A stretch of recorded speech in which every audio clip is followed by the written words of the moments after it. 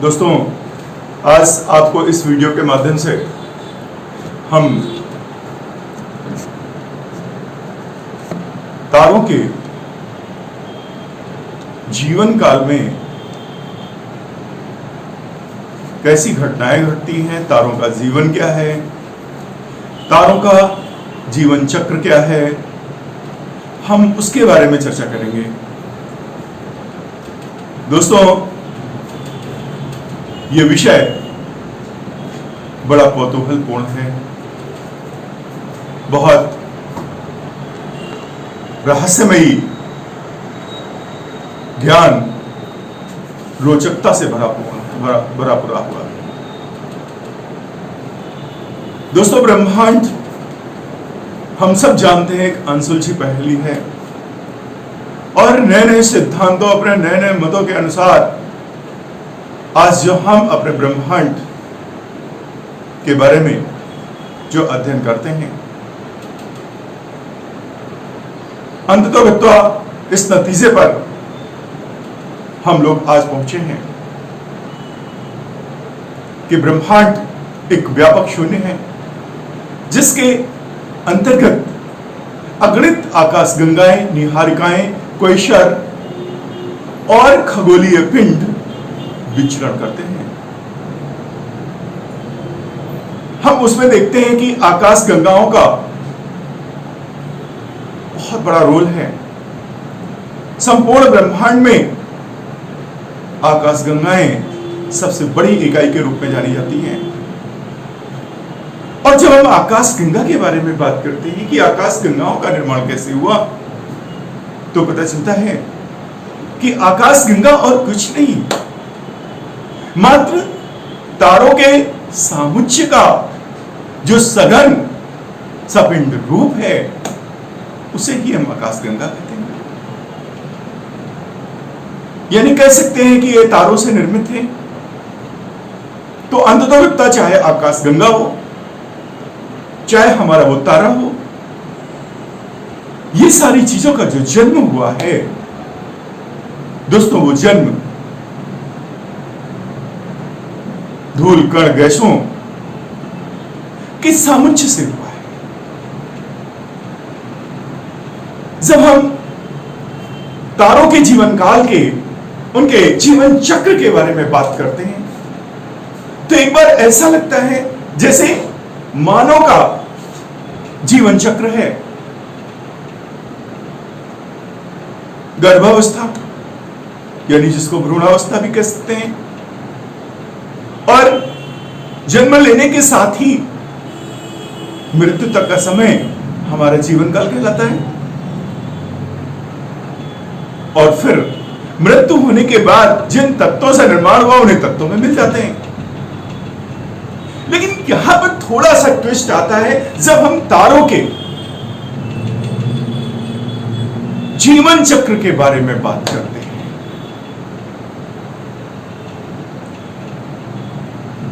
दोस्तों, कैसे? क्योंकि हम जानते हैं कि तारों का जो जन्म है वो हाइड्रोजन और हीलियम गैसों के सम्मिश्रण से होता है। यानी जो हमारी हाइड्रोजन, हीलियम, विभिन्न प्रकार की गैसों के जो बादल उमड़ते हैं, और यदि उन बादलों में हाइड्रोजन का प्रतिशत ज्यादा होता है, नाभिकीय संलयन की कगार पे आने वाली होती हैं, तो लगभग वो जो बादल गैस के उमड़े हैं धीरे धीरे धीरे धीरे समिटने लगते हैं। और जब समिटने लगते हैं तो उनके अंदर गुरुत्वाकर्षण ज्यादा से ज्यादा डेवलप होने लगता है और वो संघनित होने लगते हैं। दोस्तों, ये जो क्रिया है अनवरत तरीके से लगभग 1 अरब वर्ष तक चलती है। कितने अरब वर्ष तक?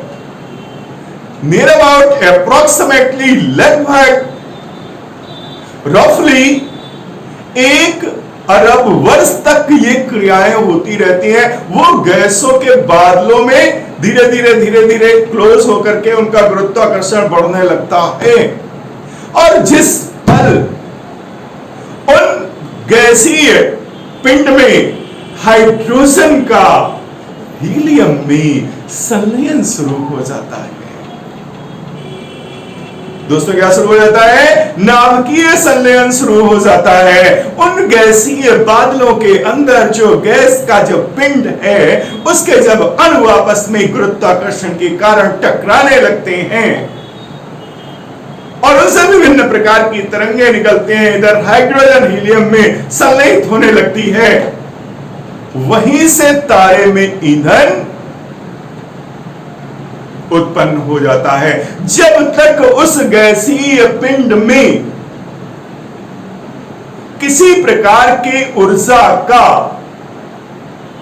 प्रारंभ नहीं हुआ, ईंधन का प्रारंभ नहीं हुआ, तब तक हम उसको आदि तारा, प्रोटोस्टार, भ्रूण तारे के नाम से, यानी वो जो 1 अरब वर्ष का जो काल था, किसी तारे के जन्म के जो पहले वाली रूपरेखा थी, जब विभिन्न प्रकार की गैसें जिसमें हाइड्रोजन का बहुत बड़ा योगदान था और वो बादलों के रूप में छा करके धीरे धीरे संपीड़ित होती गई, तब तक का वो कार्यकाल हमारा आदि तारा कहा जाएगा, प्रोटोस्टार कहा जाएगा, भ्रूण तारा कहा जाएगा।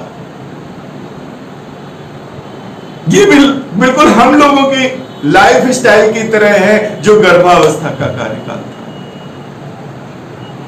और जैसे ही हम जन्म लेते हैं, पृथ्वी पर आगाज होता है, वैसे ही हमारा बर्थडे शुरू हो जाता है, पहला दिन शुरू हो जाता है। ठीक उसी प्रकार से अब जिस पल हाइड्रोजन का हीलियम में संलयन प्रारंभ हो गया, यानी नाभिकीय संलयन प्रारंभ हो गया, यानी उस गैसीय पिंड में ताप डेवलप हो गया, ईंधन हो गया और वो प्रकाशित हो गया। दोस्तों, जिस प्रकार से मैंने बताया कि भ्रूण तारे की एज लगभग 1 अरब वर्ष होती है, ठीक उसी प्रकार से जीवंत तारे की जो लाइफ है, जैसे हम लोगों की भी जीवन प्रत्याशा 63.4% चल रही है, महिलाओं की कुछ 1% ज्यादा है, पुरुषों की कम है, इसी प्रकार से उनका भी अप्रोक्सीमेटली एक फिक्सेशन है कि कम से कम जीवन काल कितना चलेगा। तो लगभग 5 अरब वर्ष हमारे तारे का जीवन माना जाता है, यानी उसके बाद हमारे तारे की नाभ की संलयन में हाइड्रोजन कम हो जाती है और कम होने के साथ साथ बदलाव आता है। जैसे हम लोगों की लाइफ में जब हम वृद्ध होने लगते हैं, जब इस दुनिया को रुखसत करने वाले होते हैं, जब हमारे अंग प्रत्यंगों का एक कार्यकाल निश्चित हो जाता है, तो वो सब निष्क्रिय होने लगते हैं। और जब सब निष्क्रिय हो जाते हैं तो हम लोग कूच कर जाते हैं। ठीक इसी प्रकार से वहां पर भी जब हाइड्रोजन कम होने लगती है, तो वो जो तारा है वो क्या होता है? लाल दैत्य के समान दिखने लगता है, आउटर भाग फूल जाता है, ब्राउन हो जाता है। जैसे वृद्धावस्था में, युवावस्था में सब राज कपूर लगते हैं, सब शम्मी कपूर लगते हैं, लेकिन जैसे ही वृद्ध होते हैं तो तब सब बदल जाते हैं, सबकी उत्तक कोशिकाओं का निर्माण बंद हो जाता है और मृतक कोशिकाएं शरीर में लटकने लगती हैं, झुर्रियां पड़ने लगती है, खाल लटकने लगते हैं। ठीक यही वैभव वहां देखने को मिलता है। तो ये तारे की हो गई रेड जेंट। और ये जो तारे की अवस्था है, ये 7 प्रकार की अवस्था है। जो जीवन है, जो उसके तापमान से 7 प्रकार की स्थितियां दृष्टिगत होती हैं, और वो दृष्टिकोण हमारा इस पर निर्भर होता है कि उसका ताप कैसा है। क्या है? उसका ताप कैसा है। यानी तारे को हम 7 प्रकार से उसका जीवन उसके ताप पर डिपेंड कर सकते हैं। जैसे O वर्ग, B वर्ग, A वर्ग, F वर्ग, G वर्ग, K वर्ग तथा M। ये किस स्थिति में? प्रकाश के आधार पर। जैसे अपना सूर्य इस समय G ग्रेड में है, श्वेत तारा है, इस तरीके से उसके ताप और चमक के आधार पर हम उसका निर्धारण करते हैं दोस्तों। लेकिन जब तारा वृद्ध होने लगता है, उसका आउटर खुलने लगता है और लाल दैत्य के समान दिखने लगता है, लेकिन जिस पल उसमें हाइड्रोजन बिल्कुल समाप्त हो जाती है, उस समय दोस्तों एक विस्फोट होता है, जिसको हम ज्योग्राफी टर्मिनोलॉजी में बोलते हैं सुपरनोवा विस्फोट। क्या कहते हैं? सुपरनोवा विस्फोट। और सुपरनोवा विस्फोट के बाद हम उसके तारे के बचे हुए संघनित पिंड के द्रव्यमान के आधार पर हम फिर उनका क्लासिफिकेशन करते हैं। दोस्तों यहीं से चेंज आता है एक मानव की लाइफ और तारों की लाइफ में अंतर, स्टेज में अंतर। क्योंकि हम लोग मृत्यु के उपरांत 5 तत्वों में विलीन हो जाते हैं, लेकिन यहां पर उसके बाद जो उसका संघनित पिंड बच रहा है, उससे 3 प्रकार के स्वरूप डेवलप हो रहे हैं।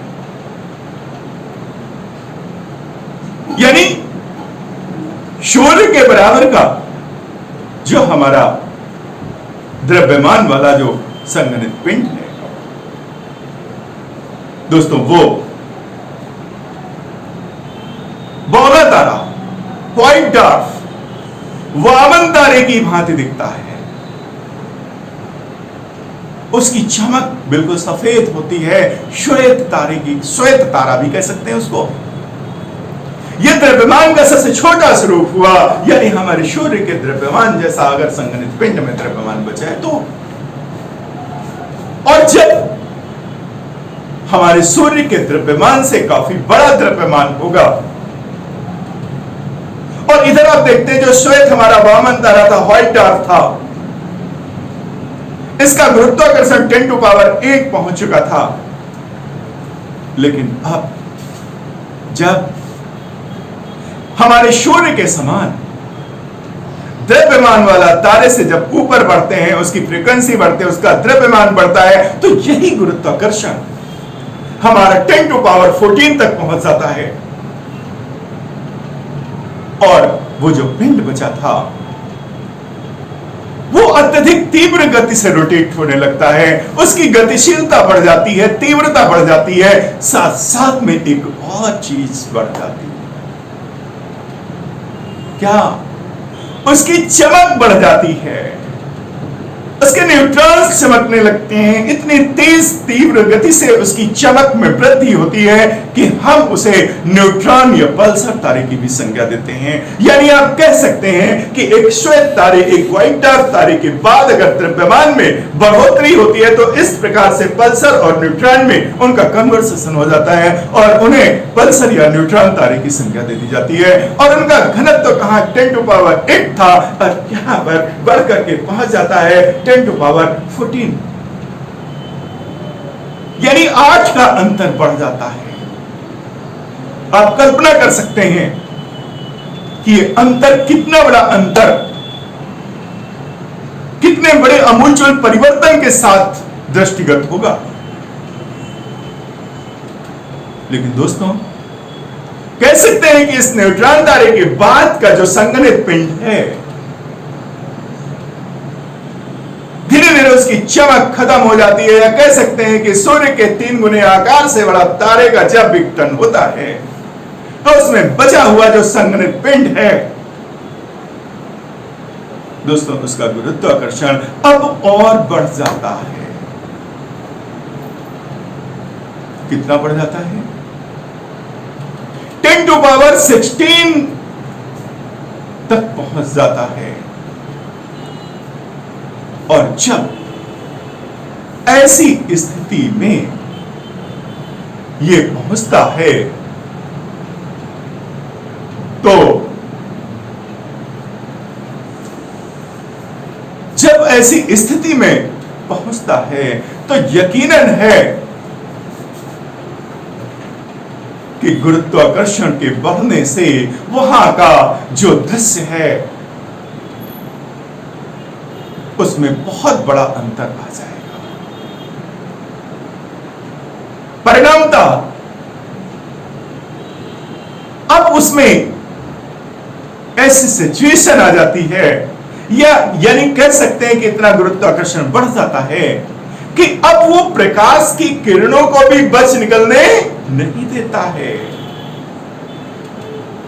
और प्रकाश की किरणों को भी अपने आप में अवशोषित कर लेता है, सभी चीजों को अपनी तरफ आकर्षित कर लेता है और अपने में समाहित करता रहता है, किसी भी चीज को रिटर्निंग को नहीं करता है, रिस्पांस नहीं देता है आपको। आप देखते हैं कि आपको कोई भी चीज दिखाई तब पड़ती है जब वो हमारी किरणें उस वस्तु पर पड़ने के बाद रिटर्न होकर के हमारे रेटिना पर आती हैं, तब दिखती है कि वो आकृति क्या है। मेज है, कुर्सी है, श्यामा है, राधा है, कणिका है, कौन है, ये तब पता चलता है उसका रंग कैसा है। लेकिन उसने तो क्या किया कि जितनी भी किरणें आई प्रकाश को भी अपने में अवशोषित कर लिया, उनको रिटर्न नहीं होने दिया, तो हमें पता नहीं चलता है, किसी को पता नहीं चलने पाएगा, कोई देख नहीं पाएगा, और जब देख नहीं पाएगा यकीनन वो ब्लैक हो जाएगा। और वो इतना घना ब्लैक होगा कि वो हमारी आंखों से ओझल हो जाएगा और जो उसके सन्निकट, उसकी सीमाओं, उसकी गुरुत्वाकर्षण की रेंज में आएगा वो उसमें समाहित हो जाएगा। यानी आप कह सकते हैं कि जैसे एक द्रव्यमान, निश्चित द्रव्यमान वाला तारा अगर वो हमारे ब्लैक होल में कन्वर्ट होता है तो आप समझ सकते हैं कि रोटेशन में जितने भी पदार्थ वहां से होकर के गुजरेंगे उन सब को वो अपने में एक्सेप्ट कर लेता है, लील लेता है, हजम कर लेता है, उनका अस्तित्व खत्म कर देता है और अपने अस्तित्व में विलीन कर देता है। सपोज करो अभी 24 जुलाई को एक क्षुद्र ग्रह पृथ्वी के पास से निकलने वाला है। एक क्षुद्र ग्रह अपनी पृथ्वी के पास से निकलने वाला है। अब आपकी क्षुद्र ग्रह का, तो क्षुद्र ग्रह यानी मींस लघु ग्रह, एस्ट्रॉइड भारी मात्रा में है। 4000 से 5000 के बीच में जो एस्ट्रॉइड हैं, जो लघु ग्रह हैं, जो क्षुद्र ग्रह हैं, हमारे खगोल शास्त्रियों की नजर में है। और वो जो बेल्ट है, एस्ट्रॉइड बेल्ट है, जो इनकी कमिटी है, यूनियन है, इनका एक संगठित परिवार है, वो कहां बसता है? ये तो हम अपने सौर मंडल वाले की बात कर रहे हैं। क्षुद्र ग्रह, हमारे सौर मंडल का जो क्षुद्र ग्रह है वो मंगल और बृहस्पति के बीच में एक एस्टेरॉइड बेल्ट है, जो सभी ग्रहों की तरह अपने में सब इकट्ठे होकर के और सूर्य की परिक्रमा करते हैं, जैसे अन्य ग्रह हमारी सूर्य की परिक्रमा करते हैं। यानी आपस में किसी को माने न माने, लेकिन सूर्य को मानना पड़ेगा, उसका गुरुत्वाकर्षण।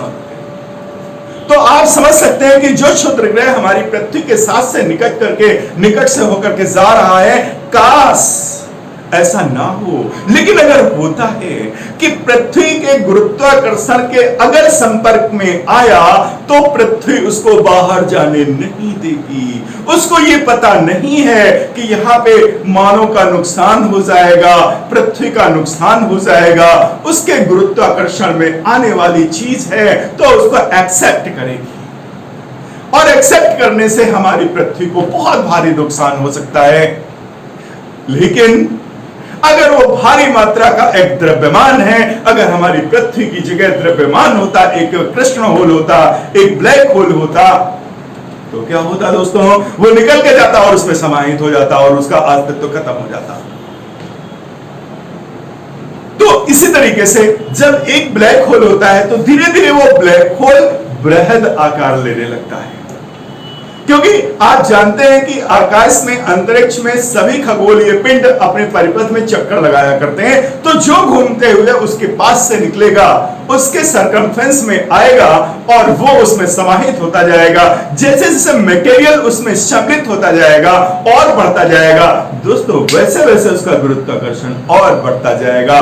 और हो सकता है कि आज अगर 10 जगह 20 जगह छोटे छोटे कृष्ण छिद्र हैं तो आप यकीन करिए एक समय ऐसा आएगा वो 20 ब्लैक होल वो एक हो जाएंगे।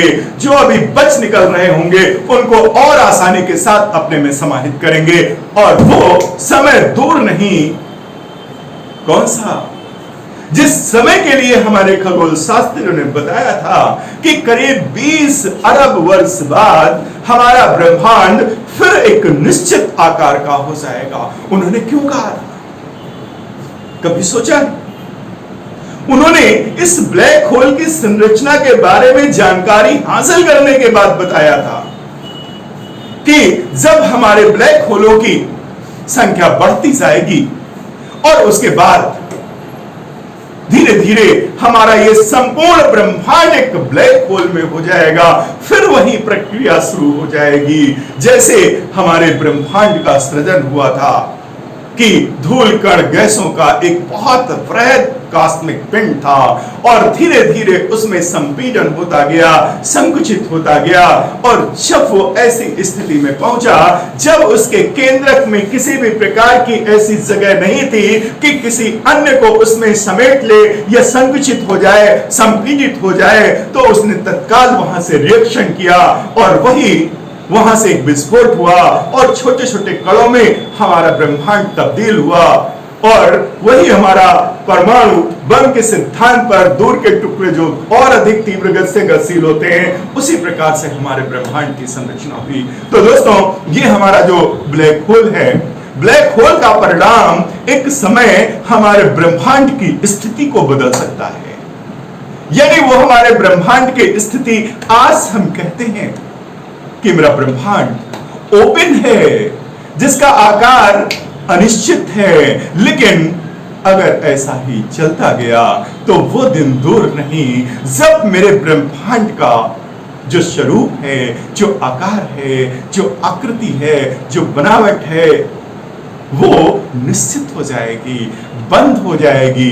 इस प्रकार से हमने जो बताया, ये है हमारे तारों का जीवन चक्र, बहुत बेहद इंपॉर्टेंट है।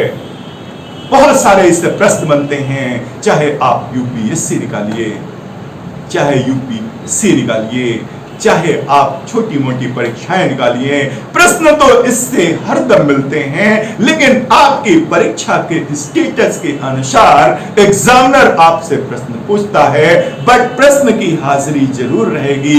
मैंने आप लोगों को इस तरीके से इसका लेआउट किया है कि वो कहानी की तरह आपके मस्तिष्क में आत्मसात हो जाए। कैसे आत्मसात हो जाए?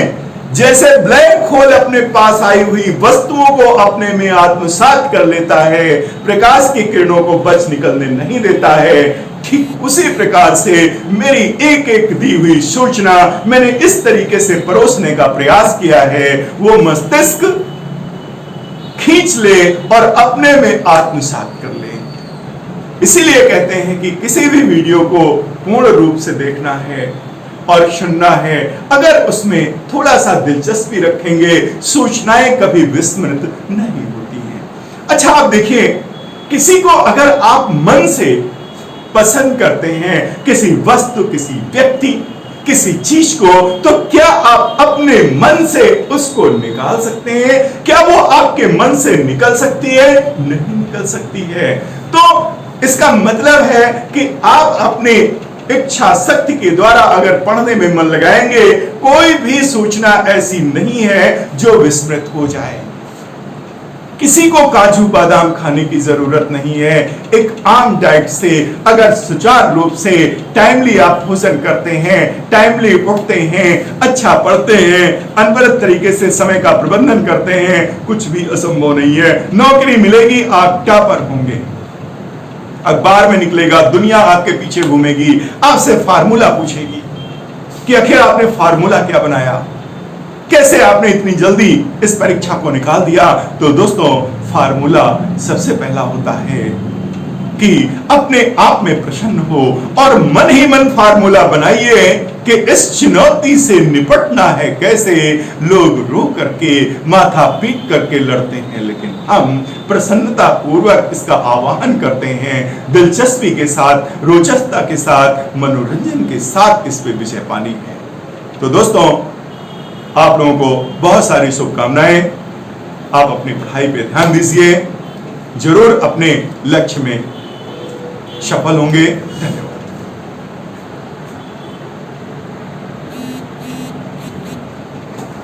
कितना मिनट हो गया?